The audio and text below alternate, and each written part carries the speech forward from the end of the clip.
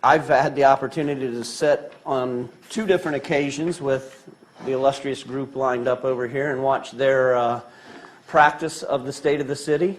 And it's going to be a little different than we've seen in the past, which is a good thing. And we are so excited with the form of government that we now have as of 1/1/16, and the communication between the administration and the council, and it goes all the way through the department heads and throughout the staff. So with that, I'm going to turn it over to Terry Emery, our city manager. Thank you, Mayor, members of council. We're pleased to present the 2016 State of the City. For this year's address, we decided to go with a more interactive approach involving executive staff. Not only will you see a glimpse of 2015, but you also see a snapshot of what will take place in 2016. To keep up the momentum that was established over the past several years, we will continue to build upon collaborations with Union County, Marysville Schools, to further enhance our partnerships through the Union County Council of Governments. We continue to work on the 33 corridor with initiatives and projects with Mill Creek Township, Jerome Township, the City of Dublin, and again, the Union County Commissioners. These collaborations will continue to strengthen and improve our community's quality of life. Before we get started, I would like to thank City Council for their continued support.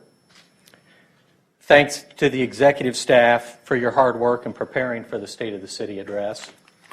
A special thank you to Anna Kratauskas for coordinating the new format of our State of the City address.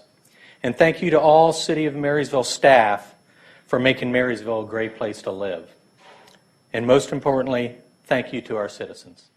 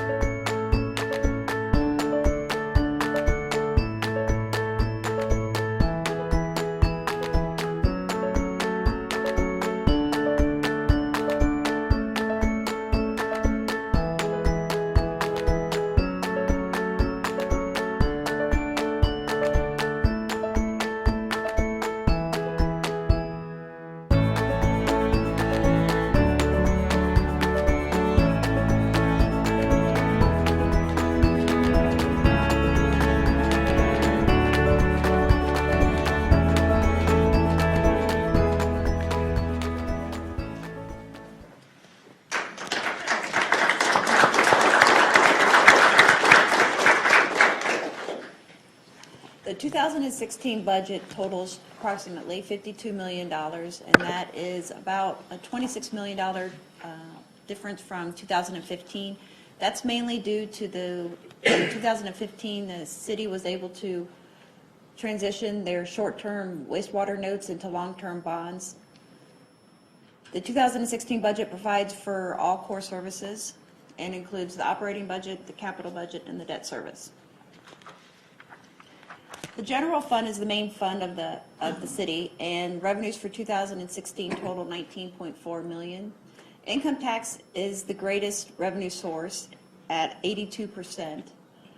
Other revenue sources include property tax and intergovernmental. This slide's important because it shows that since 2012, our intergovernmental our receipts have decreased due to the state funding cuts that have been made from the state of Ohio. Property tax has remained neutral, and we expect that to continue into 2016. General fund expenditures total $19.6 million. The three main categories of expenditures are the police, the general government, and fire. In 2016, the city has approximately $188 million in outstanding principal. Principal payments are $4.7 million for 2016. And this slide here shows that in 2028, the principal will finally exceed interest. Now that is only because of our wastewater fund, which is the largest fund for debt at 73%. So the fact that the sewer fund has the largest debt capacity, it skews the overall combined principal and interest. 2016 financial objectives include long-term financial planning. We plan to continue to fund our 2 reserve accounts. We will maintain a $5 million general fund reserve. We continue to make maximum principal payments on the city's outstanding debts or outstanding notes. For 2016, we will pay $750,000 in the 2 facility notes. We will invest between $100,000 and $150,000 per year in capital improvements for parks and recreation. In 2016, we'll actually spend a little bit more, at $240,000. And lastly, we will include an aggressive pavement maintenance program. In 2016, we have budgeted $1.7 million for pavement maintenance. Before council tonight is an additional appropriation for $600,000 more. So that would put total investment in streets in 2016 at $2.3 million. One of the duties of the law director's office, of course, is to collect on delinquent income taxes. And over the last couple of years, we've heightened our effort to collect on delinquent income taxes. As council knows, we've got a new income tax ordinance that's in place as of the first of the year, but collections for this year will be governed by the 2015 ordinance, because the 2016 ordinance deals with income earned after January 1st of this year. In 2015, we filed 49 complaints in municipal and small claims court, and I think it's important to note that out of those 49 complaints, 26 defendants or folks made payments toward their income tax debt, and it totaled almost $20,000. And 19 of those 26 paid their total obligation. We've got 24 cases that are still pending this year that were filed in 2015.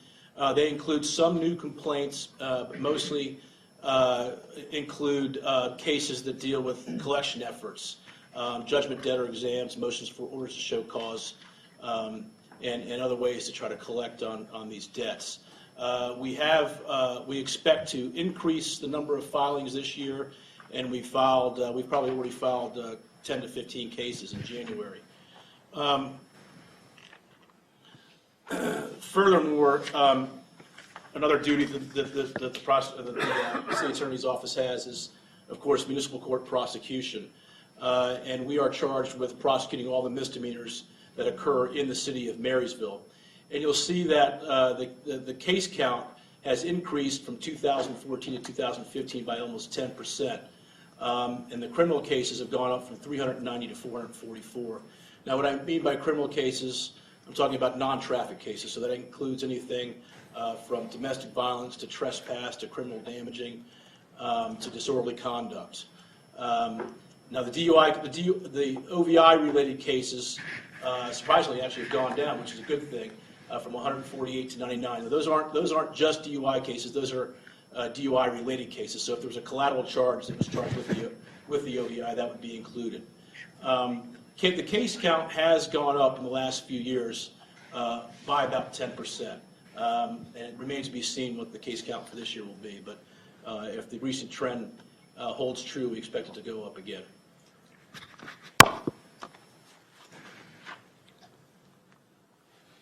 It's the mission of the Division of Police to promote public safety, protect property and life, and safeguard individual rights by providing professional law enforcement services.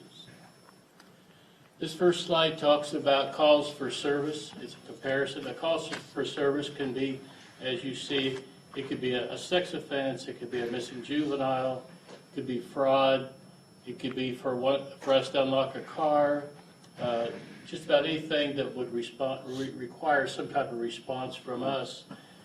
In 2015, we had 17,991 calls for service, which was a 2% increase over 2014. And as a result of those calls for service, there were 2,260 instant reports being filed, which is a 14% increase over 2014. An instant report can also be called a case investigation. We look at the calls for service comparison. There's a couple of them that jump right out at you there. Is the vandalism and criminal damaging. There's reports of 257 of those. As you'll see a little bit later, there were less instant reports made than that for that particular crime, and that's because sometimes a case investigation or an instant report can have more than one victim on it. On instant reports, it shows here that we had ID theft is the first one. Whether there's more ID theft or whether it's just more people reporting it remains to be seen. Sometimes in the past, people have just said, well, we got our money back from the bank, we're really not too concerned about it. But we had 58 instant reports or case reports on ID theft, fraud, or forgery in 2015. We had 97 theft reports, 46 possession of drugs, 25 of the marijuana, and 145 instant reports. So you can see on instant reports on criminal damaging. Death investigations, we had 11 of those. It should be noted that 3 of those are overdose cases and the rest of them was natural causes. Also, during this period, our officers initiated 4,450 traffic stops, which was a 25% increase over 2014. 1,600 traffic citations were issued and a little over 2,000 warnings for traffic violations. Our investigation bureau is led by Detective Sergeant Terry Basinger and staffed by 3 detectives. However, one of these detectives is primarily assigned to narcotics investigations and is a member of the Union County Multi-Agency Drug Enforcement Task Force. This investigation bureau is responsible for conducting in-depth and long-term investigations, and in the last year they performed over 10% of the total case investigations for our agency. And this is just a breakdown. It shows here that they did 292 case investigations, which was 16% increase over 2014. And if you looked at 2015 cases, actually it shows the yellow is the cases that still remain open, the blue is closed, and the red is PFL, which means pending further leads. Sometimes it sits for a while until someone comes up, or you might find another case that bears on one of these. Our 2016 objectives is professional development. All agencies, all law enforcement agencies in Ohio this year are required to obtain the Ohio Law Enforcement Agency certification through the Ohio Collaborative. And the Ohio Collaborative was a group of individuals appointed by the governor for law enforcement standards. The two most important of this collaborative this year is use of force and recruitment. And there's certain criteria that we're required to complete by actually March of 2017. Also each year, law enforcement is required by the Attorney General's office to have a certain number of hours of continuing professional training. Last year it was 4 hours. This year it's 11 hours. And it must include community police relations, crisis de-escalation with a focus on mental illness. And one of those things is called CIT, or Crisis Intervention Teams, which is taught right here in the city of Marysville.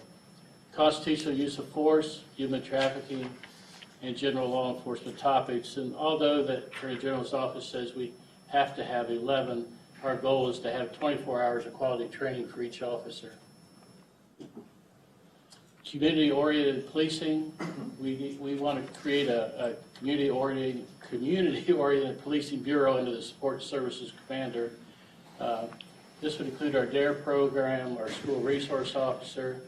It would be a liaison with the neighborhood watch groups, homeowner association groups, local businesses, and we really want to establish solid relationships with the community. This bureau would be headed by a sergeant. Technological improvements.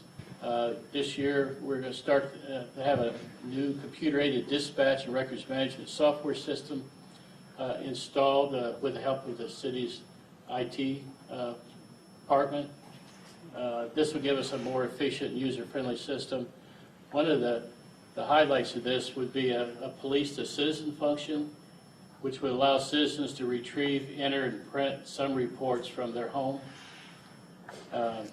And also we're going to replace 1/3 of our outdated mobile video cameras in our cruiser fleet to allow for improved recording and wireless download of video. A lot of our cameras are about 10 years old. This is a busy year for the fire division. I'd first like to thank the firefighters and paramedics of the division and really rose to the occasion. Highlights for 2015, we responded to a record number of runs with over 3,500 fire and EMS calls in 2015. We also received the most ever from EMS billing with over $700,000 in revenue. We educated nearly 4,500 children, gave away 100 free smoke detectors, and educated 350 local residents and businesses in the use of fire extinguishers. Our fire and EMS runs have steadily increased over the past year. We had a 10% increase over 2014, totaling 3,500 runs. Since 2009, we've had a 22% increase. And 2009 wasn't that long ago, and so we're seeing a big change in what our turnout time has been. When you look deeper into the run volume trending, it shows that our EMS runs are really where our increase is going. Our fire runs have stayed steady due in large part to our great fire prevention program. But our EMS runs are significantly increasing, and it's an area that we're concerned for us and a need for further investigation in the future to see if we can curtail these runs. We did have the best return on our EMS billing in 2015. This graph shows that in 2012 we were at our lowest point, but we've significantly risen over the last 3 years, and we do that in large part to the EMS billing company that we do business with. As well, we were able to directly realize a $190,000 revenue stream from our ORW contract. We maintained that contract through June of 2017, so we should still see another good year this year. Our objectives for 2016 are to develop and implement a community paramedic program. This is largely in tune with our fire prevention program only for EMS. We want to respond to emergencies within 7 minutes from the time of call for each of our fire management zones 90% of the time. We break down our entire run district in 1 mile squares, which we call fire management zones. We're able to respond within that 7 minutes. We feel we can affect the best outcome. We want to promote a fire prevention safety officer, promote 3 more lieutenants so that we can lessen our need for acting officers, provide more stabilization in the supervision of our shifts, and appoint an assistant medical director, which ironically I had a meeting with today. So we're trying to move through these quickly through the first of the year.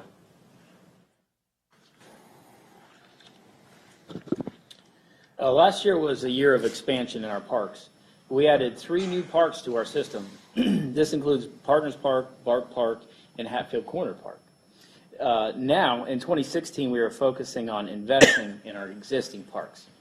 Improvements to playgrounds, updating our Parks and Rec master plan, and upgrades to signage will be important components of this effort.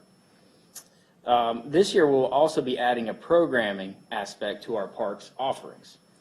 We feel Brody Rockenbaugh, who is our Parks and Grounds Superintendent, shown in the picture there and also sitting in the back row, I believe. He's a very passionate and knowledgeable member of our staff. We'd like to showcase his talents while at the same time highlighting the areas of our parks that residents might not know exist. So look out for those. Those will be in the activity guide for this year. And we're going to have 1 per month, and they should be really fun. Next, I want to talk about funding. We look for possible alternate forms of funding for every project we have on our capital list. Some programs listed on this slide have not fully been utilized by the city in the past, so we're trying to change that. We plan to be more aggressive going forward and going after some of these funds. We feel money is available. This money is available, and it's available each year. So it's our job to go out and get that money for the city. We're going to continue to get money through the other programs that we do fully utilize each year. So funding is going to be a very important focus moving forward. This next slide talks about paving condition and maintenance. The key to this slide is 14%. As you can see in the pie chart there, 14% is the percentage of our streets that are currently in poor condition. A baseline of about 4% a year to be paved, which equates to a little less than 4 miles, would cost about $1.5 million, and that should be assumed each year within city budget to maintain the current level of streets. All funding above this level will help improve the overall condition of the streets in the city. You can see I've listed 2011 through last year, and our level of paving, not counting last year, was below that 4% line, which is why we're in the position we are. Finally, I want to talk about waterline material. This is important because deteriorating cast iron lines, so water lines that are made out of cast iron material, are the root cause for most of the water breaks within the city. As you can see, cast iron lines from the pie chart there is 8% of the city, which equates to about 12 miles. We have a plan to fix these lines over time, mainly using in-house crews doing a few projects a year. Replacement projects are prioritized based on the number of breaks and also pavement condition.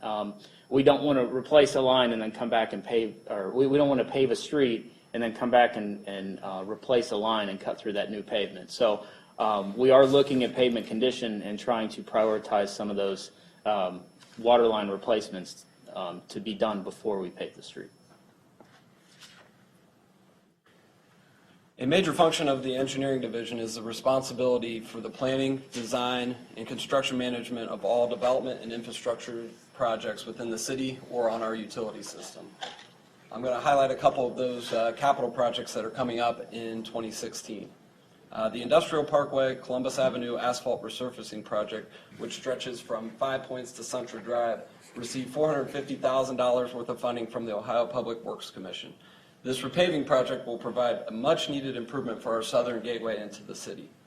The Reservoir Site Improvements Project includes the enlarging of the parking lot for vehicles with boats, an access drive widening up the reservoir, and a dock expansion to allow for public fishing on our reservoir.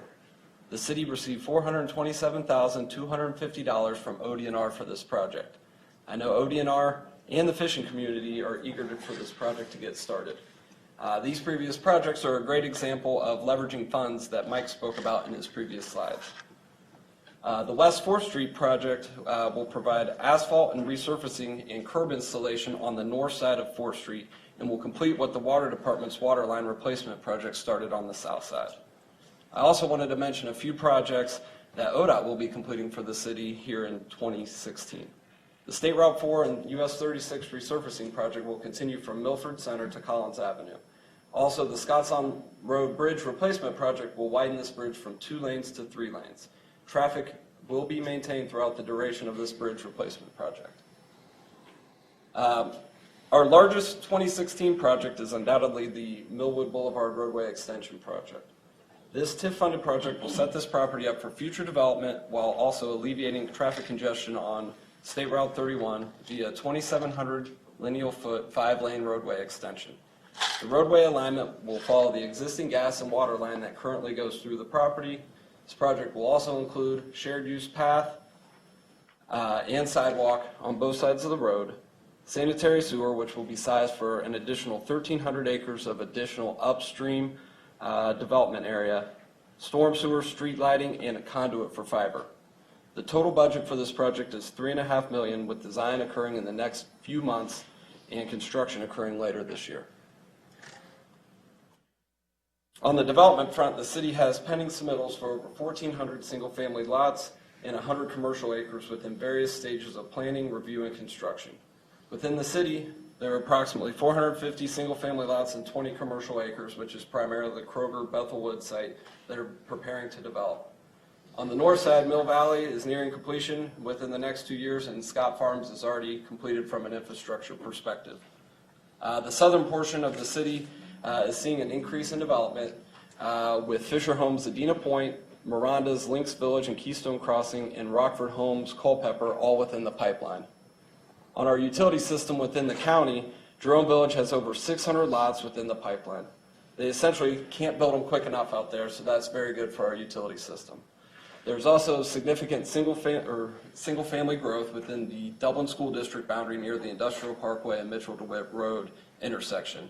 Homewood's doing Mitchell Crossing, Pulte is doing Woodbine Village, and Rockford Homes is doing the proposed Mitchell Highlands. And then finally, within the county, down closer to Post Road, you'll see Dublin Green is currently under construction, and they're nearly complete, and that's where the new Costco will be. And then finally, Jackman Farms, where 300 apartments, senior housing, and light commercial is being proposed. I'm not sure when that one's going to kick off because it's currently within a zoning referendum. As a result of all this development, we have added approximately 550 new water and sewer customers over the past 2 years, including over 11 miles of water line and over 4 miles of sanitary sewer. Thank you, Jeremy. Of course, we appreciate all you do. Without infrastructure, there would not be economic development, so thank you. A few things that we began or started in 2015 included we launched a natural gas capacity study for not only Marysville, but also for Union County. We currently have some issues related to that, so we wanted to take a deeper dive in that. That report should be coming out sometime over the next 60 days. We did travel to Japan, as I think most of you are aware, on a goodwill and business mission, visiting various businesses that are currently located here, as well as potential businesses that want to locate here in the future. And we also visited our sister city, or our friendship city, Yoree. I continued to have this one over there, including Mayor JR. That's sort of say the old word. Former Mayor Gore and also Commissioner Charles Hall. Launched the YEA program, which is a very exciting Shark Tank for kids. Raised about $32,000 from the private sector to support that program. It's ran out of the early college high school, and we're trying to teach entrepreneurship in the young kids today. And we have over 20 students actually signed up for it this year. We expanded the Marysville Entrepreneur Center, which they're fully occupied, and it continues to progress in a very positive manner. We expanded the impact of Team Marysville in downtown marketing. All we need is love. We began discussions on Marysville Union County fiber optic expansion. This is something that we're currently working on and should have a study done in the next 30 days on that to look at extending fiber from Dublin all the way out to Honda and TRC. So it's a very exciting project that we're currently looking at.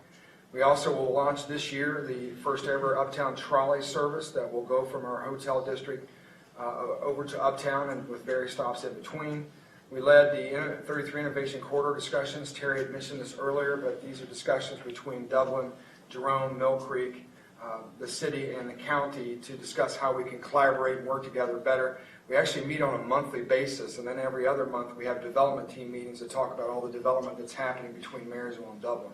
So a lot of discussions are going on there, which led to the completion of the city's first CETA and JET arrangement with Mill Creek Township, which was approved back in November by City Council. And we also are in discussions with Jerome Township with a similar type of an arrangement going forward. We also updated the Economic Development Incentive Policy, which City Council approved. We completed the Greenway and Trails Master Plan, and we now have to work on implementation. We had actually 10 bus tours to Marysville and to Union County. That was up 30%. We hope to see more bus tours this next year. 8th Annual Covered Bridge Festival was held with festivities throughout the county. And we also hosted a Seating Byways Fall Conference, which actually they utilized our hotel for that conference. Some of the large projects that we saw in 2015, Scottsmere Grove invested about $8 million on some new technology. There were 60 positions, some of which were new, some were reallocated from other locations. Heritage Cooperative opened their $38 million facility off Scottslawn Road, 20 new positions there. KTH Parts, which is a supplier of Honda, they do the framing. They located in Jerome Township, but they use the water and sewer service for the city. Almost a $7 million investment, 26 new positions.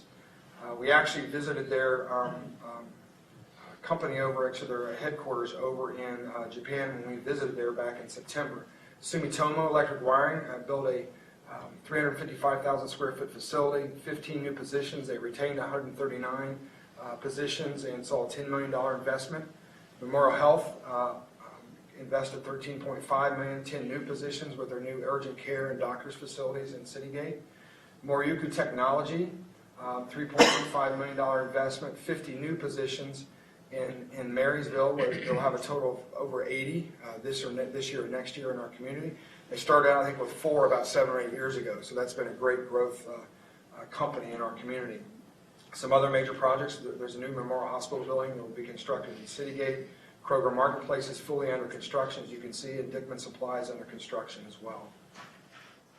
These are some of the businesses. I'm not going to read all these, but these are some of the new businesses that include some of the highlights. You also have expansions and relocations, and also specifically those businesses that are located in the Uptown District. Uptown is healthier today than it has been in a number of years, so it's something that we celebrate, and we need to spend more dollars in the Uptown area, but that just gives you an overview of some of the businesses that either opened or expanded in 2015. Some of the 16 projects that we're going to work on, we have been discussing the possibility of a manufacturing and research park. We're going to complete the natural gas study and bring recommendations back to City Council. We also will have some recommendations for the fiber optic study, as well as the potential extension of that line out to Honda and TRC. We'll continue to work with the MEC and YEA and promote the workforce development aspect that's so critical to our businesses and our manufacturers.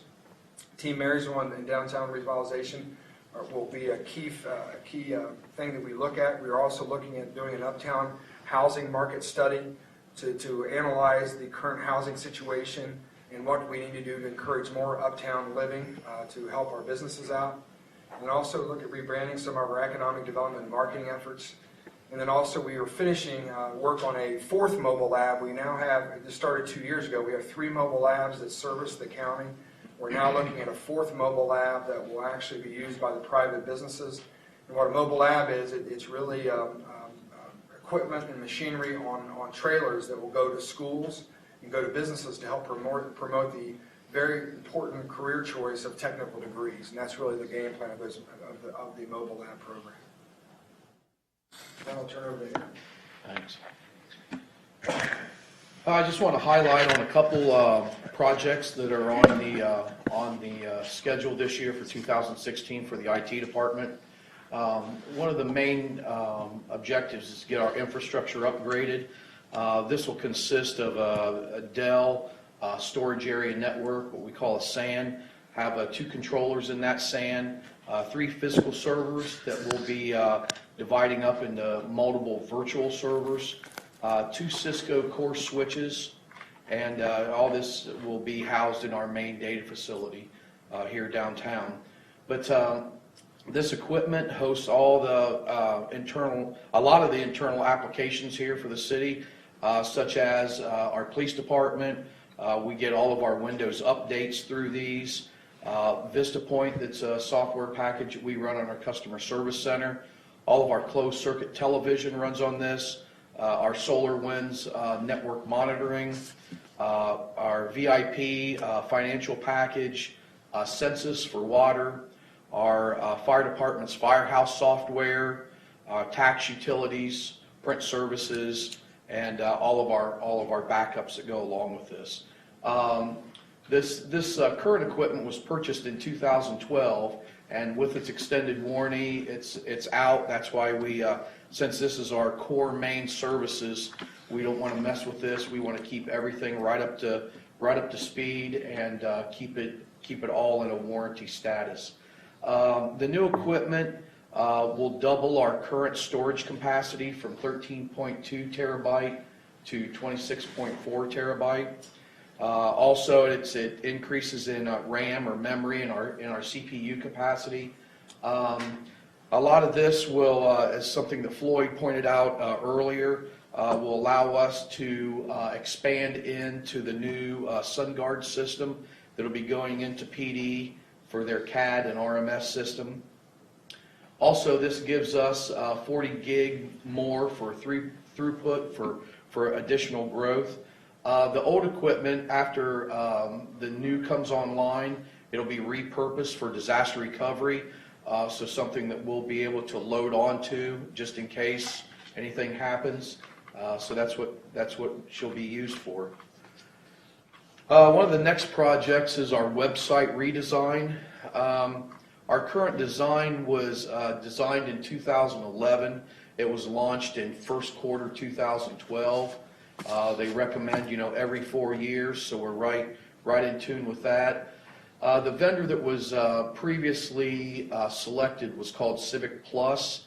We'll be using them. We've been very happy with them over the last few years. They've been very responsive to anything that we would like to do. So we want to reuse them. We've talked to them. We've already got a contract in front of us, and they have a project manager all ready to go as soon as we get things in order. But what we'll be doing is putting together like a 6 to 8 person team, of course, of the vendor, city offices and departments to edit and launch. The estimated time frame, 20 weeks, 4 to 5 months, hopefully kick off next month and go from there. The redesign, of course, we want it to be more responsive. New layout, new pictures, navigation, all new banners. We want to make this the front door into the city, since it is being used very, very, very readily by our city patrons.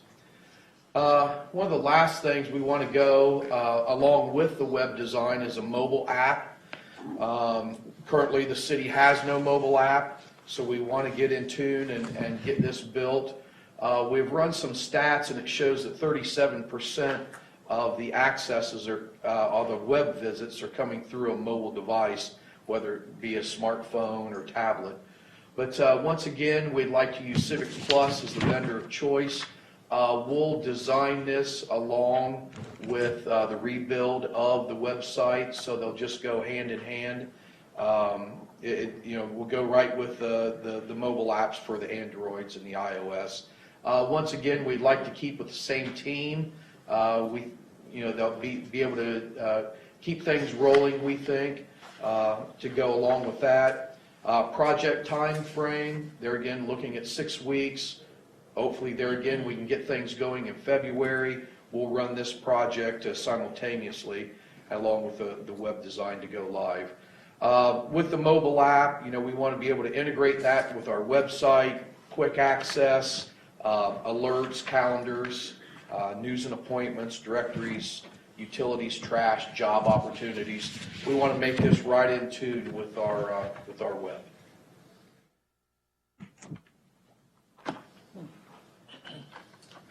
Human Resources mission is to focus on acquiring, managing, and retaining the best possible workforce. Human Resources are the best resources. We help manage wage and benefits while enforcing and complying with all laws and regulation. 2015 going into 2016 can be summed up in 2 words: change and opportunity. Under labor relations, this is an exciting year for us as we get the opportunity to go through collective bargaining with both of our unions. The dates are on the slide. This is a prime example of teamwork and collaboration within our city. HR first meets with the service chiefs and their staff, and then with union reps. This could be upwards to 100 meetings this year. This gives us the opportunity to improve operations and services while potentially addressing benefit and wage-related issues. These are 3-year agreements, so they are very much strategic in nature. HR handles the collective bargaining process in-house, which saves us upwards to $20,000 or $30,000 versus contract services, and frankly, we wouldn't have it any other way. Also related to this process, at the bottom of this slide, we will conduct a wage study in March. This was last accomplished in 2014. We are always energized by this process. It gives us a chance to reconnect with many HRs in our comparable city network. Again, it's a collaborative effort. These studies can cost $5,000 to $10,000. Done in-house, we of course eliminate that cost, but also help improve our HR network. These studies result in data that helps us in the collective bargaining process and also provides insight to our overall city wage structure. Health insurance under benefit management is paramount and the most challenging. We have great expectations in switching from Anthem to United Healthcare as our carrier. We went to an 18-month versus the traditional 12-month plan, which means we project out 6 months of not having an increase. And this last year, we had a modest 6.6% increase in our total costs from last year. We will continue to explore other ways to reduce costs and mitigate the effects of the PPACA taxes. We're going to give a real good look at self-funding and/or consortiums. We're going to look inside the box, outside the box, etc. This, of course, does have collective bargaining ramifications. There are a lot of opportunities here in 2016. Wellness is still a sound approach to reducing costs and improving health performance and the morale of our workforce. A few things accomplished in this past year in 2016 are at the bottom of the slide. The creation of a wellness Google site. Our employees can join us on our site to find out more about WellPoints, the incentive program that went to 3 tiers in 2015, bronze, silver, and gold standards, to help motivate our employees to be well. We have finished our BWC Wellness Grant. It was a 4-year grant where the BWC funded 50 employees getting health risk assessments this last 4 years. But we do continue with our highly valuable relationship with Memorial Health and providing healthy learn sessions and healthy events like our Flexibility Challenge and Spring Slim Downs. Spouses are now eligible in WellPoints. That's intriguing to us and our employees. Nothing like competition at home. We also look forward to moving to the next level of wellness by instituting an outcome-based, first a participative-based program. There is a deluge of HR-related issues happening each year. Here's a few of them. We have great expectations over strategic planning and strategic management in the years ahead. The FLSA plans to change its exempted salary level. This affects 6 of our workers in that they will not be eligible for overtime and go to salary-based. HR wants to be ahead of this change to help managers in providing no impact. The PPACA is also causing more IRS filing, close management of employee hours to include whether they're eligible for health care under the Act. And although the excise tax, often called the Cadillac tax, was delayed 2 years, it is on our radar strategically and will guide decisions made regarding benefit management and perhaps in the CBA process. The Ohio Bureau of Workers' Compensation is also implementing a major change going from retrospective to prospective billing, meaning you won't be paid on how you used to use it, but how you're using it that year. We continue to have sound management throughout our city from our managers regarding safety and BWC costs. This switch creates more opportunities again and should be seamless to our staff and hopefully, if done right, seamless to our budget. The federal minimum wage may go, or will probably go, from $7.25 to $10.10. This could happen late in 2016 and will have an immediate impact on our part-time staff and may very well affect all salaries within the city and also people that are hearing my voice in the audience. The wage study mentioned earlier and a close monitoring of the law and its impact is our priority here. We are also very excited about our software change to Munis. This is really led by our finance department. They've already done wonders in switching to the accounts payable. Our more than able HR assistant, Tara Main, that's M-A-I-N-E, if you're up front and working for the paper. She's extremely capable, and she is working closely with the finance payroll professionals to migrate our payroll, and that's a Herculean task. Munis will help us, though, reduce the use of paperwork and ultimately help make us more efficient. Keeping in this cultural move to a heavier use of computers, thank you to Aaron and his staff, we also now have 3 Google sites for all employees to get their HR businesses accomplished. I mentioned the wellness site, which is depicted in the lower right column there, the lower right slide. We also have the safety site, which is in the upper right corner. It has 3 libraries where employees can stream safety videos, literally thousands, to help them be safe and reduce our BWC costs. Our HR site is also a great way for employees to link to policy and forms. The HR site is not on the screen. The content is really invaluable, but it can be a bit tad and dry on the eye. Thank you, Brian. Amanda Morris, our Recreation and Event Manager, could not be here tonight. On Tuesday, Amanda gave birth to Quentin Morris. And so Amanda and Quentin are doing quite well.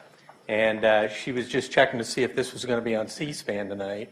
But I don't think Aaron could pull that off. So I'm going to handle the recreation and event activities. 2016, we're going to continue to build upon what we've seen over the last couple years. We've been very pleased with our Friday Nights Uptown. You're going to see one in May, June, July, and August again. Music on Main, which was very successful as well. We're going to have 8 scheduled dates, Music on Main. Music on Main will be a new day. It'll be Wednesday evenings from 6:30 to 8:30 p.m. You're also going to see a little bit of a new program at Legion Park, Legends at Legion, a little bit, where we've got 2 events scheduled at this time. Beatles tribute band in June, Elvis tribute singer in August, some fun activities, and we're going to try to generate some fun with some of that. And of course, if anybody attended the holiday events this year, we were extremely pleased with the success of the events, and we're going to build upon those as well with the Santa Village, the tree lighting, and other activities. You can anticipate a Parks and Recreation Activities Guide that will be completed and distributed in April. They'll be distributed throughout the community, available on the city's website and Facebook page. And 5,000 rack cards will be printed, so we'll be getting a lot of information out. So you can anticipate that forthcoming. Some of our objectives in 2016, we're going to do some survey development. We're going to research, develop, and implement a little bit of a community survey to really find out what our citizens are enjoying, what they'd like to see, things such as that. The swimming pool. We will, again this year, do our 15% discount for pool passes purchased prior to April 29th. If we had not done that last year with the cold summer we had, I don't know how our pool pass sales could have ever experienced what we did, but it was very valuable for us to do a discount for early purchase. We're just hoping for a little bit warmer summer. And of course, the exciting thing at the swimming pool this year will be the new slide. You can see kind of a rendering of it at the bottom right-hand side of this slide.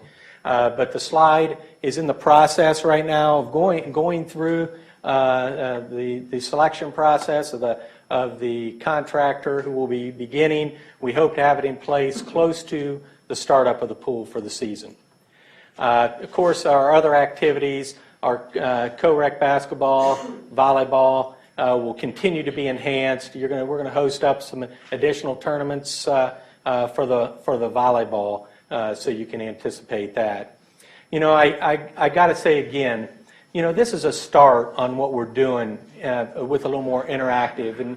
And as time goes on, we're going to build upon what we're doing with the state of the city, even in 2017. But I again want to thank the executive staff for their work and their participation in this.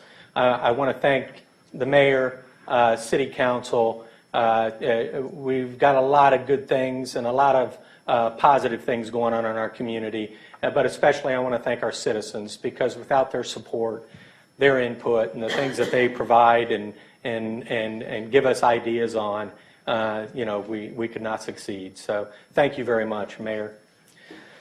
Job well done.